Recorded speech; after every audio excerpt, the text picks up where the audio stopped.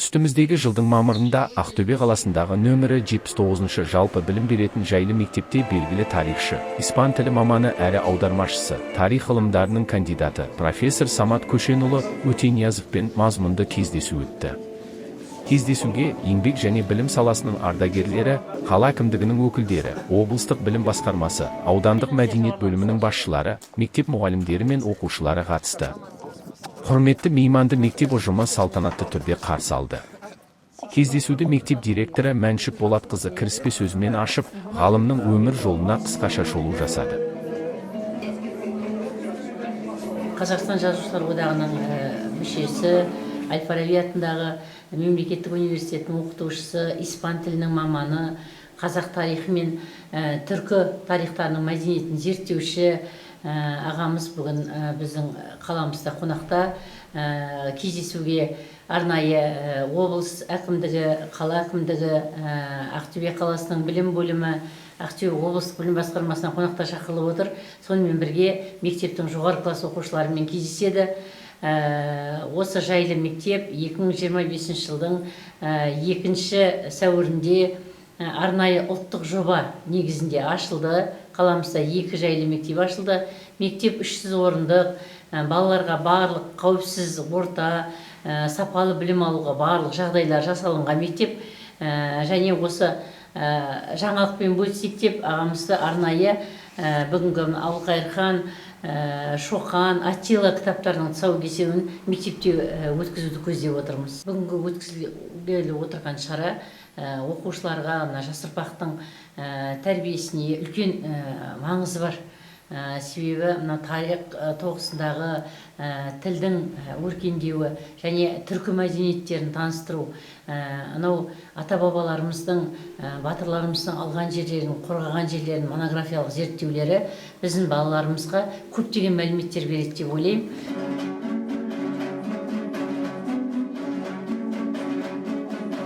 Кездесу барысында мектеп оқушылары күй тартып, ән шырқап, жырдан шашу шашты.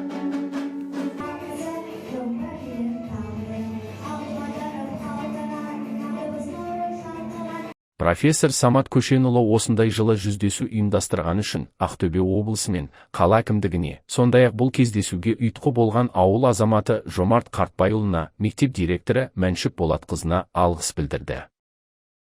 Кездесу барысында оқушылар мен мұғалімдер өз сұрақтарын қойып, ғалымнан мазмұнды жауаптар алды. Белгілі жырау Демеубай Жолымбетов жырдан үзінді орындап, кештің көркін аша түсті. Қош келіпсіз, мен енді сізді құрым көрген жоқпын.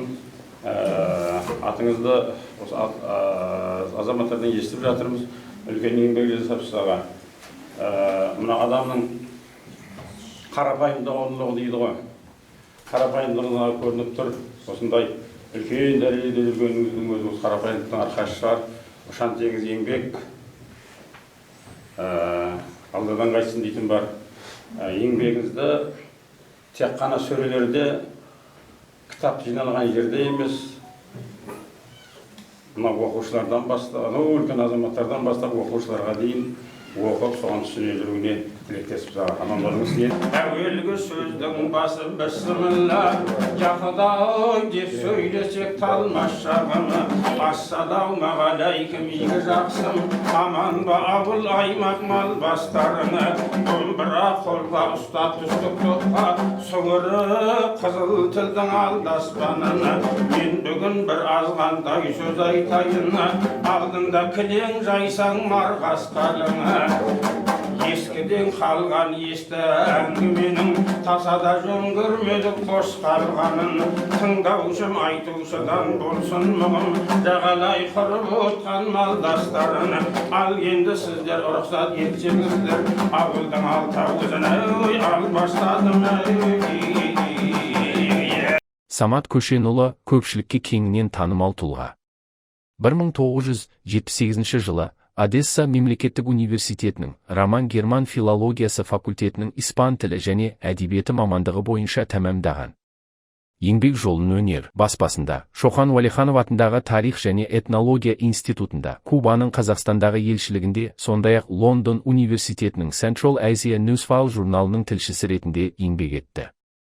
Қазіргі таңда Абылайхан атындағы халықаралық қатынастар және әлем тілдері университетінің профессоры. Ғалымның батыс ғұндар мен Аттила тақырыбындағы 3 монографиясы және 70-тен астам ғылыми мақаласы жарық көрген. Сонымен қатар, ол испан және латын америкалық әдебиетті қазақ тіліне аударып, Луис Энрике Деланоның База және Рамула Галегостың Донья Барбара романдарын, испан авторларының 20-ға жуық әңгімесін ана тілімізде сөйлетті. Ал енді ағайындармен кездесудің өзі де осылай дидараласудың өзі де ол күнде бола беретін жағдай емес.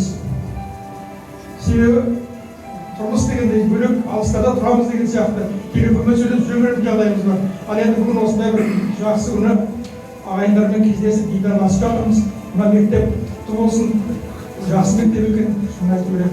Мына қарындасымыз міне басқарады екен.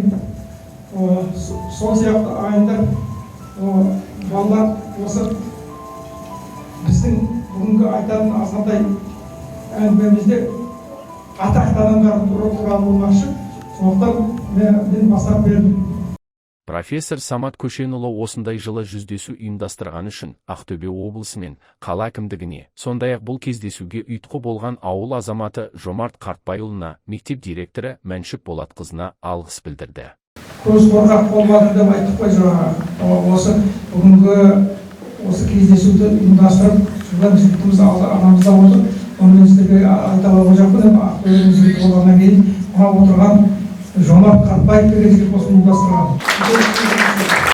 Шара аясында Аттила атты 2 томдық еңбектің, Шоқан Уәлиханов туралы зерттеу еңбегінің, сондай-ақ кіші жүз ханы Әбілқайыр хан туралы монографияның тұсаукесер рәсімі өтті. Еңбек етіп, еңбегіңді халқыңның алдына келіп айтып, кім болғанда да өзінің ағайын күмісін, ағайын баласының етіп, еліне еленгенін жақсы көреді.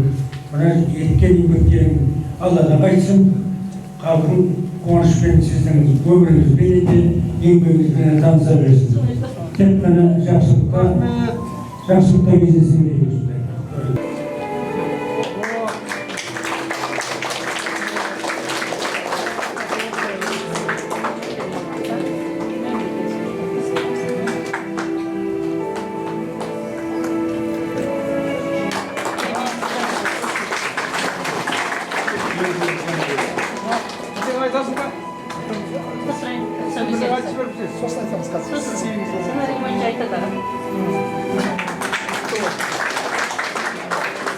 Бұл еңбектер қазақ тарихына қосылған сүбелі үлес.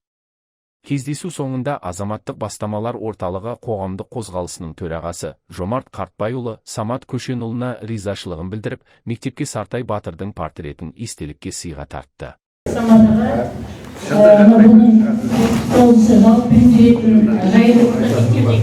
Балалармен, қонақтармен кездесу жасадыңыз. Өте әдемі, шындай әңгіме болды. Мектеп қабырғасында арнайы тарих бағдарламамен жүргізіледі. Әрбір айтқан сөздеріңіз балалардың есінде әрқашан қалады деп есептеймін. Және осы ат басын бұрып, қара шаңырақ білім ордасына келіп кездескеніңіз үшін көп рахметімді айтамын. Деніңізге саулық тілеймін. Бүгін сіздерді ағайындарыңыз және мынау облыстық, қалалық, аудандық басшылар күтіп алып, осылай үлкен құрмет көрсетіп жатыр. Бауыр ретінде де барлық жақсылықты тілеймін аға. Аман жүріңіз. Осылай сіздің кітаптарыңыз арқылы кітапханадан балалар оқып, жақсылап, талдап, осы сіздің монографиялық еңбектеріңіздің зерттеулеріңізге жақсы басын бұрып қарайды деп ойлаймын. Себебі қазіргі кезде қазақ мектебі, қазақ балалары үлкен жаңағы патриоттық тәрбие, біртұтас тәрбие бағдарламасы аясында білім алып келе жатыр. Осы мектепке өткізуге мұрындық болған Жомарт Қартбайұлына да көп рахметімді айтамын. Және өзінің балалары осы мектепте оқиды. Осы мектеп заманауи талапта жаңағы салынған, үлкен жақсы кабинеттері бар. Ертеңгі күннің болашағымыздың балаларымыз сіз секілді Мадрид университеттерінде білім алып, Лондонда сіздің жүрген жерлеріңізде жүріп испан тіліне келетінде осы жерде балалар отыр деп айта аламын. Құрметті тойшылар, бүгін тойда бір болады. Өсерлердің баласы бір-бірі батыр дейді. Бүгінгі заманның батыры, тарихтың батыры бұл біздің Самат ағамыз. Осы жақын арада Алматыда қазірде осы үлкен мерейлі той өтті. Той дейміз, ол Әбілқайыр хан, осы Шохан, Атиылы 40 жылдығы. Осыған байланысты үлкен презентация өтті. Сонда Турциядан, Қырғызстандан, Өзбекстандан академиктер келді. Осы ағамыздың, осы елдің тарихының мәңгілігін көрсетіп отыр. Біздің негізгі көтеріп отқанымыз осы Қарақұм құрылтайы 1726 жыл, Алла бұйырса келесі жылы 300 жылда болады. Әбілқайыр хан бұған шайқасы. Артқа кетуіміз керек. Өкінішке орай Қазақстан Республикасы президентінің өзі айтты. Жаңа Қазақстан, жаңа тарих. Сондықтан бүгінгі таңда шын әділ тарих ол біздің осы бүгінгі жер бетінде үлкен 9-шы мемлекет болудың бірден-бір себебі ол Әбілқайыр ханның бастауымен Алтайдың 7-12 тұрбайлы 400 мен кіші жүздің біздің бабаларымыздың біз солардың ұрпағымыз осындай күнге жеткізген. Және де, конечно, ұлы жүзден, орта жүзден де ағайындар осы елдікті сақтап қалды. Алла соңынан осы бүгінгі аға енді қаншама тілек айтылып жатыр, ата үйретіп жатыр, бәрі ұзағынан болсын. Сіздің жолыңызды осы біздің бүлдіршін балаларымызға берсін.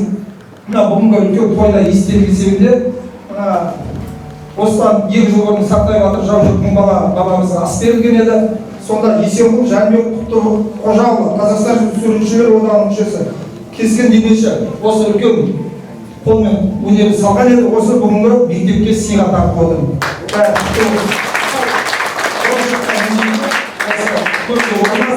Және де біздің осы тарихи кітаптарымыз бар. Және де қазақ айтады, өсерлердің баласы бірін-бірі батыр дейді. Осы Әбілқайыр ханды елге танытып, бірден-бір мұрындық болған осы сізге мынау біздің тарих. Бәрі құтты болсын, орын болсын. Бәрі бар ба? Алла жағынан болсын. Келіп жатқан ақсақалға, жасөспірімдер. Сіздер кімнің ұрпағы екенін ұмытпаңыздар. Сіздердің аталарыңыз, сіздердің бабаларыңыз осылай үлкен жер бетіндегі бай ақуатты елді сақтап қалған бабалар соның ұрпақтарыңыздар. Өсіңдер, өніңдер, қазір білікті емес, білімді мыңды жеген. Алла жағынан болсын. Және де осындай көптеген шаруаларға атсалысып отқан ол біздің Алматы ауданы әкімшілігі, қала әкімшілігі, облыс әкімшілігі мұрындық болып отыр. Бәрі бастамамызға көп күрсе көл болады дейді. Жомарт деп айтып жатыр, жомартта тұрған ештеңе жоқ. Жүгіріп осы бауырларымызбен, шын бауырларымыз, ағайынымыз, бәріміз бір елдің баласымыз. Және де бізде азаматтық бастамашылық қоғамдық қозғалыс бар. Александр Мандрикин деген ағамыз отыр. Адамның түсіне қарамаңдар, адамның ісіне қараңдар. Және де Сергей Вишняк деген облыстық мәслихат депутаты бүкіл осы істеп жатқан шараларына мұрындық болып атсалысып, осы көптеген жағдайларға атсалысып отқан ағаларымыз. Бәрі құтты болсын, оң болсын, берекелі болсын аға. Ондай керемет мектеп бір жеткенде бар, жетпегенде бар. Біздер шынын айтқанда осыдан бәрін айтып қойып біздің оқыған мектептеріміз сіздердің мектептермен салыстырғанда тауып кете кетті. Шынын айту керек, сіздерге де біздің жолымызды берсін. Шынын айту керек, қазақ балаларының ішінде таланттар көп болады. Бірақ сол талант ашылмаған мектептің міндеті сол баланың талантын табу. Қандай қабілеті бар, қандай ғылымға, қандай білімге қабілеті бар. Сондықтан мына мектептің негізі тозылайларына еңбегін азаматтың артында әйелі тұрады дейді. Бірақ сол дүниеге әкеліп Асқар Тау анамыз. Міне орталарыңызда менің анам отыр, 84-те, әкем 40 жасында кетті.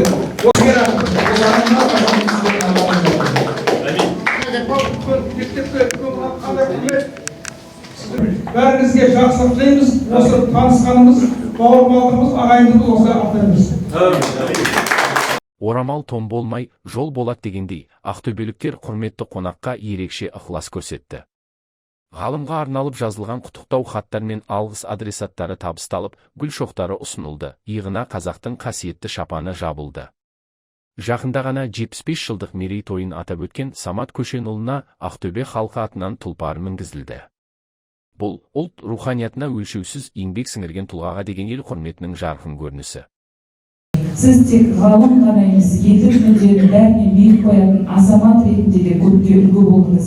Сіздің өмірлік ұстанымыңыз, жас буынға өнеге, ғылым мен мәдениетке адал қызмет етуіңіз мемлекет мүддесіне сіңірген мәртебелі миссияңыздың дәлелі. Осы мерейлі сәтте сізге зор денсаулық, баянды ғұмыр, қажымас қайрат және отбасы амандығын тілейміз. Ғылыми шығармашылық жолымыз жалғаса берсін. Ақтөбе облысының білім басқармасының басшысы Бұлбұл Күзембаева.